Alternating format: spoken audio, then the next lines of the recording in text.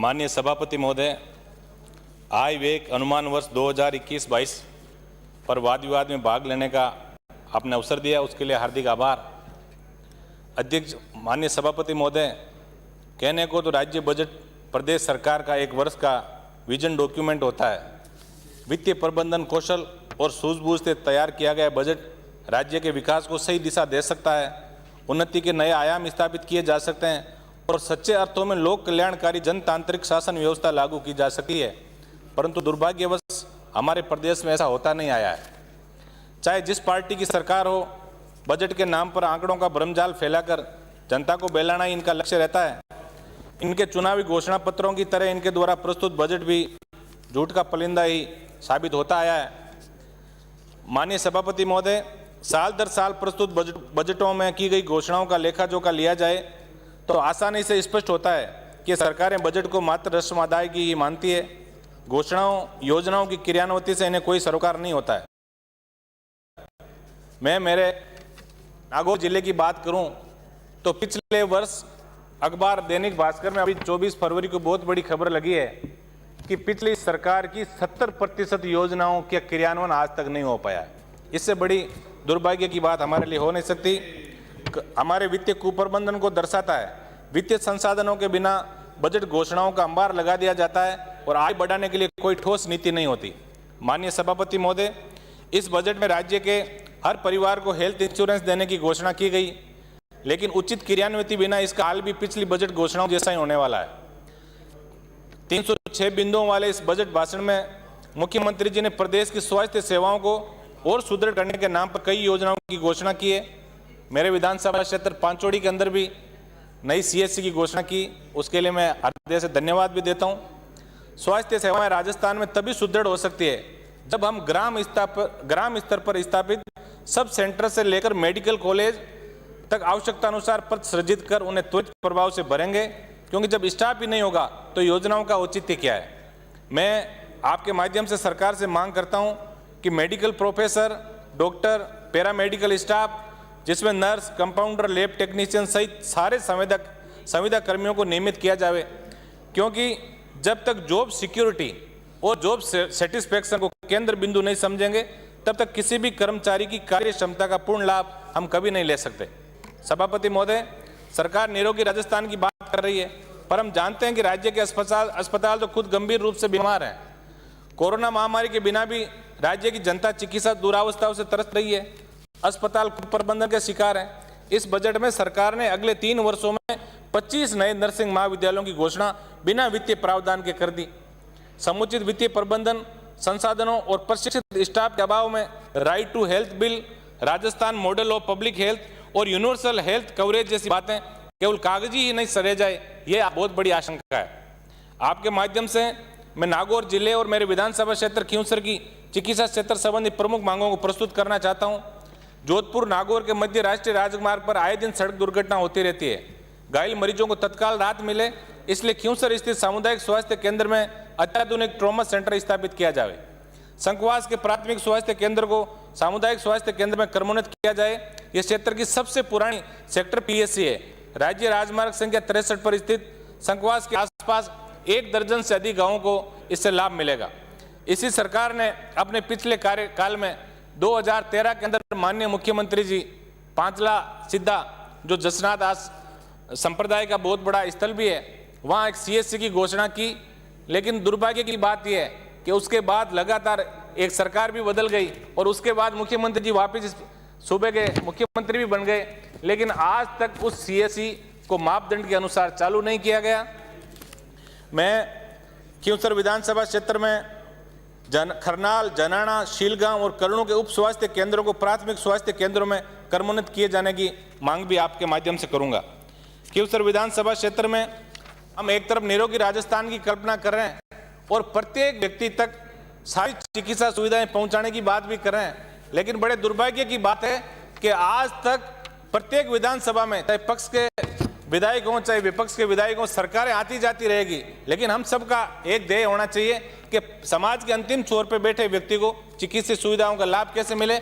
आज भी इस प्रदेश के अंदर सैकड़ों हजारों ऐसे सब सेंटर है जो भवन रहित हैं, जहां आज एएनएम जीएनएम की नियुक्तियां तो कर दी, लेकिन उनको कहीं ना कहीं किराए के मकान में गाँव में रहना पड़ता है। तो मैं आपके माध्यम से ये भी निवेदन करूंगा कि भवन रहित उप स्वास्थ्य केंद्र हेतु भवन निर्माण के लिए बजट जारी किया जाए। नागौर शहर की यदि बात करें तो जिला मुख्यालय पर शहर के मध्य में स्थित पुराने जिला अस्पताल के भवन में सैटेलाइट अस्पताल अथवा शहरी सामुदायिक स्वास्थ्य केंद्र स्तर का अस्पताल स्वीकृत किया जाए। रात्रिकालीन आपात स्थिति में, क्योंकि नागौर में जो नया जेएलएन हॉस्पिटल बनाया गया वो नागौर से 5 किलोमीटर दूर है, तो रात्रिकालीन ऐसी इमरजेंसी के अंदर शहर वासियों को बहुत बड़ी तकलीफ होती है। नागौर स्थित राजकीय जेएलएन चिकित्सालय में सभी रिक्त पदों को तुरंत प्रभाव से भरा जाए, क्योंकि रिक्त पदों के कारण मरीजों को समस्याओं का सामना करना पड़ता है। इस चिकित्सालय में लिफ्ट की व्यवस्था नहीं है। माननीय सभापति महोदय, ये कहते हुए बड़ा दुख हो रहा है मुझे, हृदय रोग से संबंधित सारे जो विभाग है वो जेएलएन में ऊपर की मंजिल पे बनाए गए। पिछले वर्ष की बात है, हमारे सभापति महोदय को जब हार्ट अटैक आया तो सीढ़ियों से चढ़ के ऊपर गए और उनकी अकाल मृत्यु हो गई। तो मैं ये भी निवेदन आपके माध्यम से करूंगा कि जेएलएन हॉस्पिटल के अंदर तुरंत प्रभाव से लिफ्ट की व्यवस्था भी की जाए। काफी समय से लंबित इलेक्ट्रोपैथी बोर्ड का गठन भी जल्दी करके इस पद्धति को भी सुचारू रूप से चलाएं, ताकि संस्थानों में अध्ययन करे डॉक्टर्स, अन्य कार्मिकों के साथ ही आमजन को इसका लाभ मिल सके। स्वास्थ्य सेवाओं तो आयुर्वेद पद्धति में प्रत्येक उपखंड मुख्यालय पर पंचकर्म सेंटर होना चाहिए। उक्त दोनों पद्धतियां कोरोना काल में अत्यंत महत्वपूर्ण साबित हुई है। माननीय सभापति महोदय, इसी सरकार ने 19-20 के बजट में 1000 करोड़ के किसान कल्याण कोष की घोषणा की थी। 1 लाख युवाओं को 1-1 लाख रुपए स्वरोजगार हेतु देने की घोषणा की थी। महिला सशक्तिकरण के लिए भी कोष बनाना था। गोवन संरक्षण हेतु जिला स्तर पर नंदीशाला बनाने की योजना की घोषणा भाजपा सरकार के आखिरी बजट में भी थी। इस सरकार ने 19-20 और 20-21 के बजट में उसे दोहराते हुए विस्तृत कर दिया और पंचायत समिति स्तर पर नंदीशाला खोलने की घोषणा कर दी। और माननीय सभापति महोदय, आज पंचायत समिति स्तर की एक भी नंदीशाला नहीं है। आधे से कम जिलों में अब तक मात्र नंदीशालाओं की स्थापना की गई है।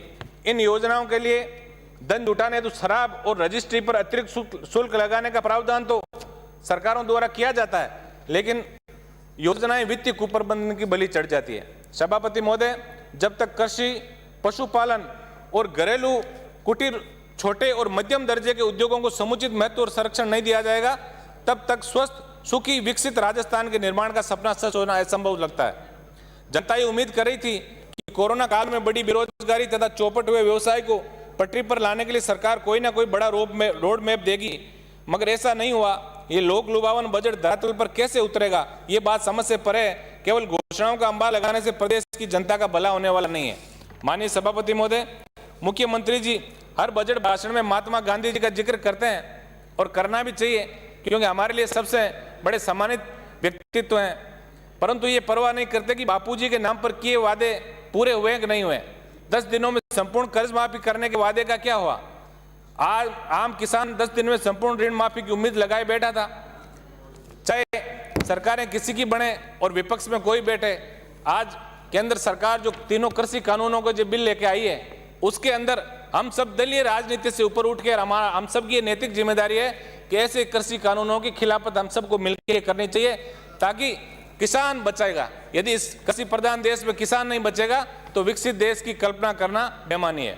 सभापति महोदय, बढ़ती बेरोजगारी, महंगाई और बढ़ते अपराध से राजस्थान की जनता चिंतित है। बजट के माध्यम से मुख्यमंत्री जी ने प्रदेश की जनता को जो सपने दिखाए हैं, उनको आप कब तक पूरा कर लेंगे? बजट पर बहस का जब जवाब देते हो सदन को अवश्य बताएं।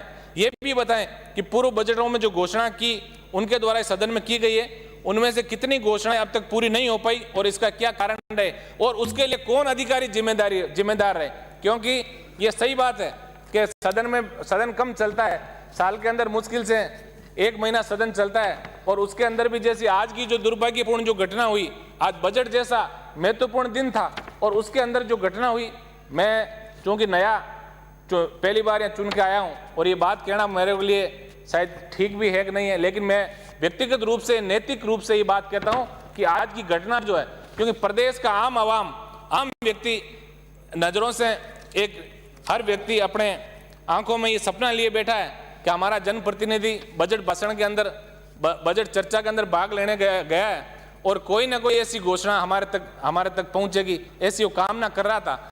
लेकिन आज की जो घटना हुई वो भी दुखद है किसानों को बिजली पानी ऋण माफी तथा बेरोजगार युवाओं को बेरोजगारी भत्ता और रोजगार देने के नाम पर ठगने वाली इन सरकारों का ये बजट भी इनके चुनावी घोषणा पत्र की तरह झूठ का पुलिंदा ही होता आया है। आज से आज तक जिनकी भी सरकारें रही है, लोगों ने जो बड़े बड़े वादे किए, झूठे चुनावी वादे करके कर्ज में डूबे किसान की फसल टिड्डी चट कर गई। अस्पतालों में मरीज बिना इलाज के मर रहे हैं। चिकित्सा व्यवस्था पूरी तरह से नाकाम है। बेरोजगार युवा भर्तियों से दुखी है। कई भर्तियां अटकी पड़ी है, कई भर्तियों के अंदर पेपर आउट हो जाते हैं। इन पे भी कोई ठोस नीति की मैं आपके माध्यम से मांग करूंगा। सड़कों पर दुर्घटनाएं बढ़ती जा रही है और सरकार केवल सड़क सुरक्षा सप्ताह के बैनर पोस्टर लिए अखबारों में खबरें छपवाती है। पिछले बजट में जन आधार योजना के नाम पर एक और ढकोसला कर दिया गया। पहले की योजनाएं जब कागजी कार्रवाई और अफसरशाही में उलझी पड़ी है तो फिर तथाकथित कृषक कल्याण कोष का लाभ भी किसानों को कैसे मिलता। किसान सम्मान निधि योजना के लिए संपूर्ण डेटा केंद्र सरकार को उपलब्ध नहीं करवाकर सरकारों ने और अधिकारियों ने इस योजना का समुचित लाभ से भी कई किसानों को वंचित रखा। सरकार छोटा मोटा ऋण माफ करके श्रेय बटोर रही है। किसानों की संपूर्ण कर्ज माफी के बिना उनका भला नहीं हो सकता। सरकार की तानाशाही से आज किसानों को अल्पकालीन ऋण भी मिलना बंद हो गया है। मैं आपके माध्यम से सहकारिता मंत्री जी से भी मांग करूंगा कि ओवर ड्यू के नाम से जो पोर्टल पे जो है वो बिल्कुल ब्लॉक कर दिया गया अधिकतर किसानों को। तो ऐसा कोई व्यवस्था की जाए ताकि कभी जीवन में कोई न कोई कारण से यदि कोई ओवर ड्यू किसी का रह गया है तो उस कृषक को भी अल्पकालीन सहकारी ऋण मिले और उसका पोर्टल पे वापस नाम कहीं ना कहीं उस लोग से हटे। आज माननीय सभापति महोदय, प्रदेश में सड़कों की बात करें तो सड़कों के लिए प्रत्येक विधानसभा क्षेत्र में 5 करोड़ देने की जो घोषणा माननीय मुख्यमंत्री जी ने की है, ये घोषणा वास्तव में स्वागत योग्य है। लेकिन मैं इसमें आपके माध्यम से मांग करूंगा कि इसको बढ़ा के और ज्यादा किया जाए, क्योंकि पिछले 2-3 साल के अंदर सड़कों का जो नेटवर्क पूरे राजस्थान में, क्योंकि जो इधर बैठे हैं वो लोग मेरी बात से जरूर सहमत तो हैं, लेकिन कई बार एक सरकारों का एक सिस्टम भी रहा है कि खुल के हम बजट पे बोल नहीं सकते।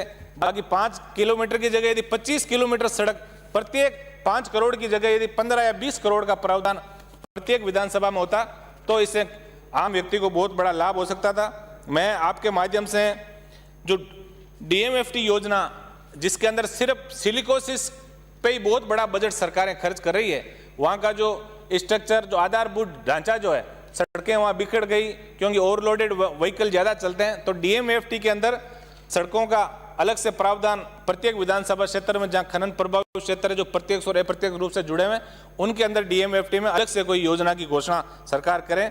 इसके अलावा मेरे क्षेत्र में चाउंडिया से माडपुरा, शिवपुरा से बेड़ और माणकपुर से लालाब तक DMFT से CC रोडों का निर्माण करके, क्योंकि खनन प्रभावित क्षेत्र हैं और बड़े ओवरलोडेड वाहन यहाँ चलते हैं, मैं मांग करूंगा आपके माध्यम से।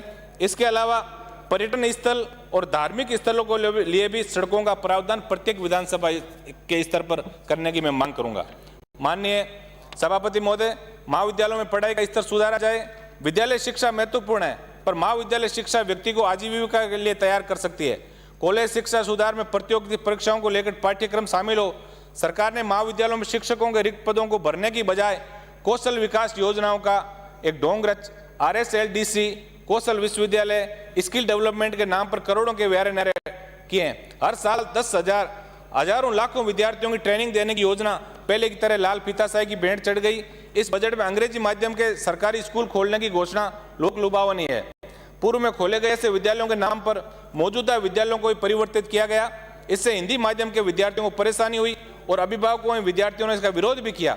सरकार को यदि ये योजना लागू ही करनी है तो नए स्टाफ और नए भवन के साथ करनी चाहिए। शिक्षा का अधिकार अधिनियम को सच्चे अर्थों में लागू किया जाना जरूरी है।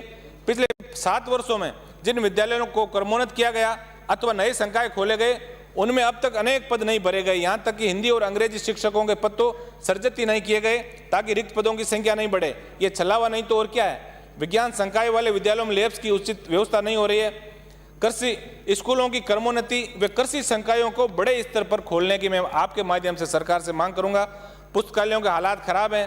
कंप्यूटर शिक्षकों के कैडर निर्माण की घोषणा तो कर दी, परंतु भर्ती का कोई अता पता ही नहीं है। इसके अलावा माननीय सभापति महोदय, राजस्थान जैसे प्रांत में राजस्थानी भाषा को संवैधानिक भाषा का दर्जा देने की बहुत बड़ी आवश्यकता लंबे समय से महसूस की जा रही है और स्थानीय युवाओं को हर भर्ती के अंदर उनका परसेंटेज फिक्स हो कि कम से कम 80% लोग, स्थानीय लोगों को रोजगार मिले, ताकि राजस्थान अभी जो सही पटरी पे चल रहा है ये कहीं गलत ट्रैक पे नहीं चला जाए। ये मैं मांग आपके माध्यम से करूंगा। माननीय सभापति महोदय, मैं ऊर्जा मंत्री जी भी यहाँ विराजमान है। विद्युत क्षेत्र की बात करें तो सेग्रीगेशन के नाम पर खिंवसर क्षेत्र के किसानों को बड़ी तादाद में परेशान किया जा रहा है। वीसीआर और अधिक बिल आने का मामला, प्रत्येक किसान इसको लेकर चिंतित है।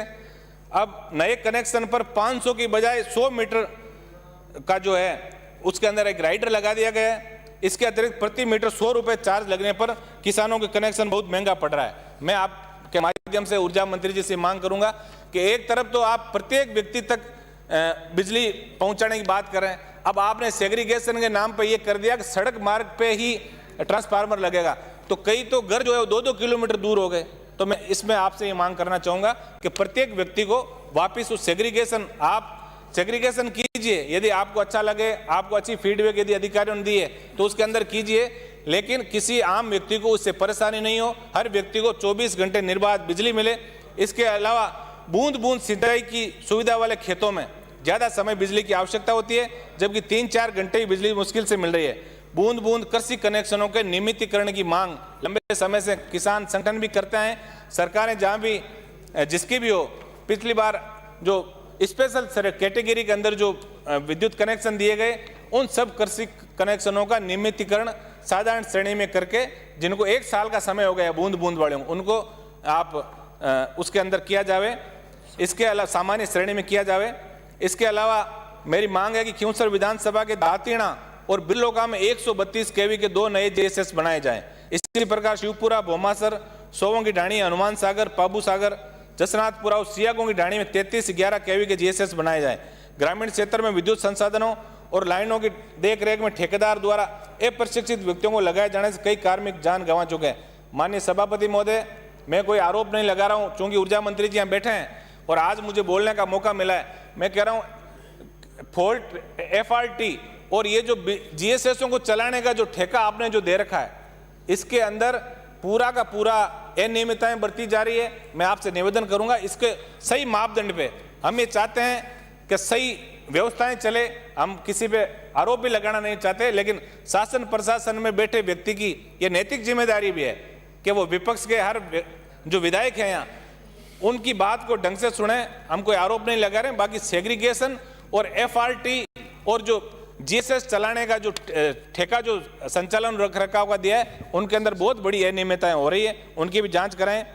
इसके अलावा जो बजट घोषणा में 1000 रुपये की सब्सिडी मीटर वाले उपभोक्ताओं किसानों को देने की बात कही है।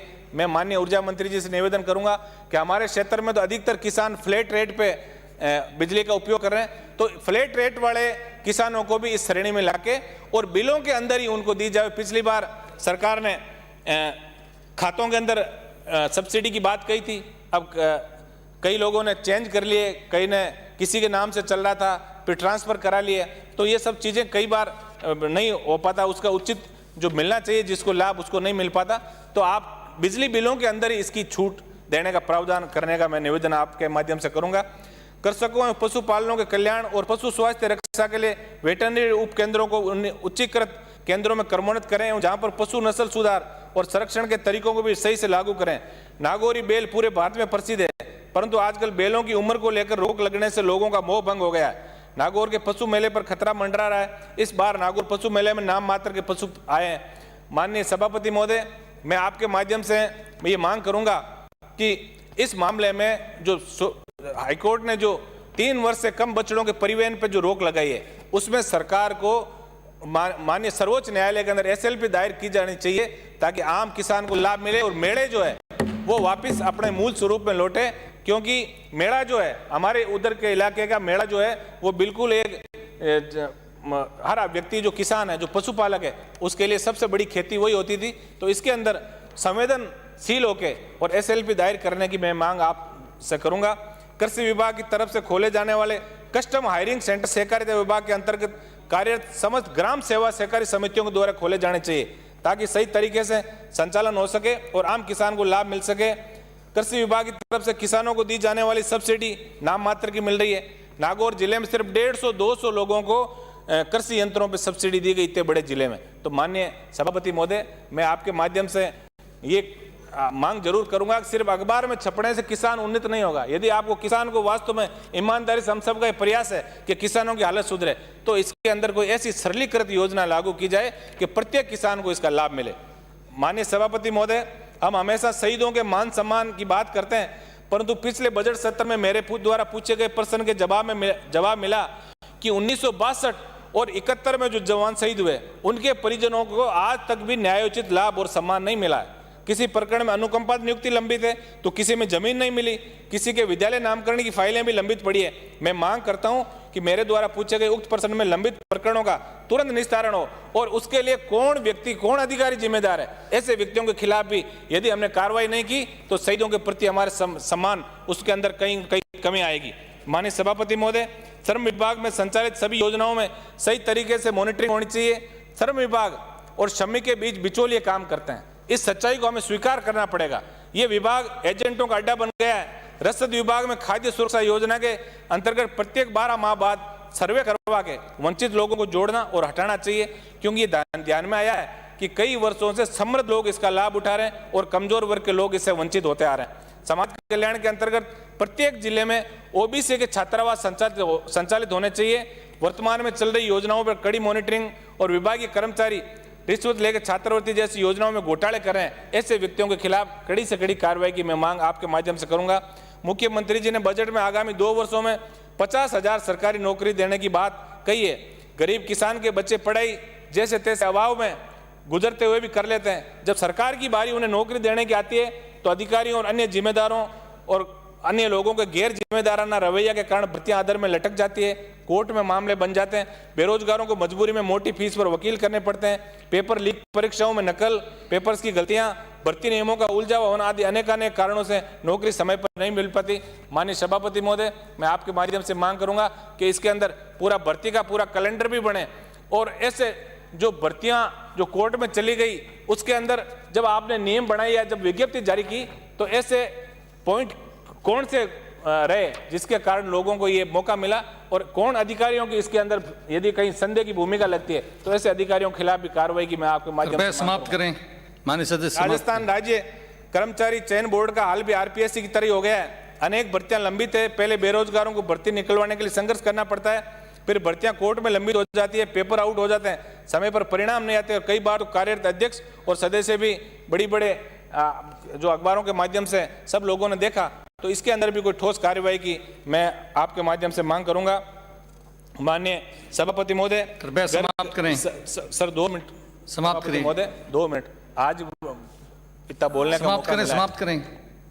घर घर नल कनेक्शन योजना के धरातल पर लागू होने से पहले तक जनता जल योजना, पीएचईडी और अन्य ठेका व्यवस्थाओं के द्वारा गांव में पेयजल की उचित व्यवस्था की जानी चाहिए। गांव में कमेटियां बना दी है, अध्यक्ष भी हैं, पर ना तो वित्त है और ना वित्तीय अधिकार। मेरी मांग है कि इन्हें समुचित बजट दिया जाना चाहिए। जनता जल योजनाओं के अंदर उन लोगों को, कार्मिकों को परमानेंट करने की नीति भी सरकार लेके आए, ये मैं मांग करूंगा। माननीय सभापति महोदय, खनन प्रक्रिया के दौरान श्रमिकों के स्वास्थ्य हितों और सुरक्षा का ध्यान ही नहीं है। राजस्थान सिलिकोसिस नीति 2019 में नया कुछ नहीं था। डीएमएफटी का अधिकांश बजट सिलिकोसिस पर खर्च हो रहा है। इस बारे में ठोस और ईमानदारी पूर्वक योजना की जरूरत है। माननीय सभापति महोदय, मैं आपके माध्यम से मांग करूंगा कि खनन पे कोई ठोस नीति बने, क्योंकि एलओआई जारी हो गए, कई खानों को 1-1, 2-2, 3-3 साल हो गए, वो सैंक्शन हो गई, लेकिन इसी के नाम पे वो लोग खनन का कार्य नहीं कर सकते। इसी और अन्य विभागों के एनओसी के कारण ऐसे बहुत से प्रकरण लंबित पड़े। तो मैं आपके माध्यम से मांग करूंगा इस समाप्त करें। इसके अलावा नागौर जिले के पर्यटन स्थलों को जोड़ने हेतु नई पर्यटन सर्किट विकसित किए जाने चाहिए। नागौर में पंचायती राज शोध संस्थान, खींवसर में डाक बंगला और तेजाजी, जाम्बोजी, जसनाथ जी के पेनोरमाओं को टूरिस्ट कनेक्टिविटी के हिसाब से जोड़ने की मांग मैं आपके माध्यम से करूंगा। नागौर की हैंड टूल उद्योग को प्रोत्साहन, कृषि आधारित उद्योगों को बढ़ावा, मेथी मंडी की स्थापना, फूड प्रोसेसिंग पार्क की स्थापना, इन सब की व्यवस्थाओं की मांग मैं आपके माध्यम से करूंगा। अंत में जो माननीय मुख्यमंत्री जी ने इस बजट भाषण के अंत में जो शेर लिखा कि निगाहों में मंजिल थी, गिरे और गिरकर संभलते रहे, हवाओं ने बहुत कोशिश की मगर चिराग आंधियों में भी जलते रहे।